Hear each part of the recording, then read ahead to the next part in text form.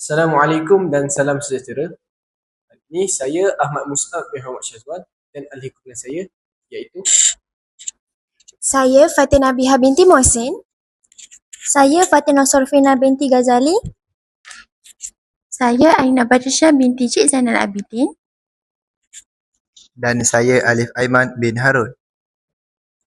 Kami akan membincangkan satu isu berkaitan penguasaan literasi iaitu guru kurang menggunakan bahan digital dalam PDP walaupun sekolah telah menyediakannya.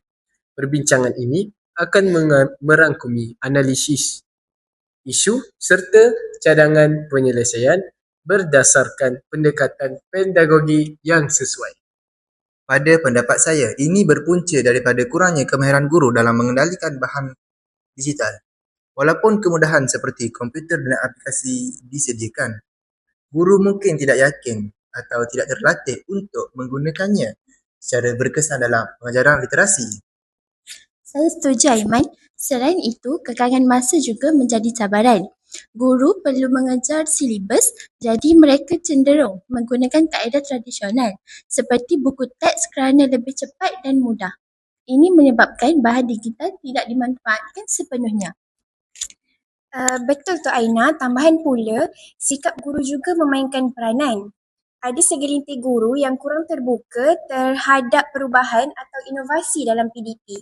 Mereka mungkin beranggapan kaedah lama sudah mencukupi tanpa melihat potensi bahan digital dalam meningkatkan minat dan penguasaan literasi murid. Manakala dari segi kesannya pula, murid akan kurang terdedah kepada pembelajaran interaktif. Ini boleh menyebabkan mereka cepat bosan dan kurang berminat untuk membaca atau menulis. Sedangkan bahan digital seperti video, animasi dan permainan bahasa boleh membantu meningkatkan pemahaman dan pelibatan murid.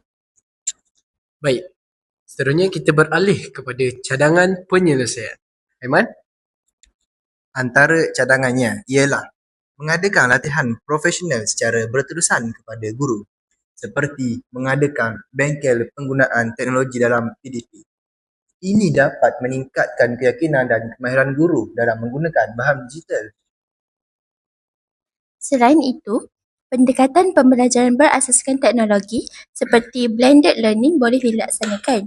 Guru boleh menggabungkan kaedah tradisional dengan bahan digital seperti video pembelajaran atau kuis interaktif bagi menjadikan PDP lebih menarik. Pendekatan pembelajaran berasaskan projek juga sesuai. Contohnya, murid boleh menghasilkan cerita digital atau pembentangan multimedia. Ini bukan sahaja meningkatkan literasi, malah kemahiran berfikir dan kreativiti murid juga meningkat. Di samping itu, pihak sekolah perlu memainkan peranan dengan memantau dan memberi sokongan kepada guru. Contohnya, menyediakan masa khas untuk guru merancang PDP digital dan berkongsi amalan terbaik sesama rakan sejawat. Baik, sebelum kita menamatkan perbincangan kita, penggunaan bahan digital dalam PDP literasi sangat penting untuk meningkatkan penguasaan murid. Namun, ia memerlukan kerjasama semua pihak termasuk guru dan sekolah. Diharapkan cadangan yang dibincangkan dapat membantu mengatasi isu ini. Sekian, terima kasih.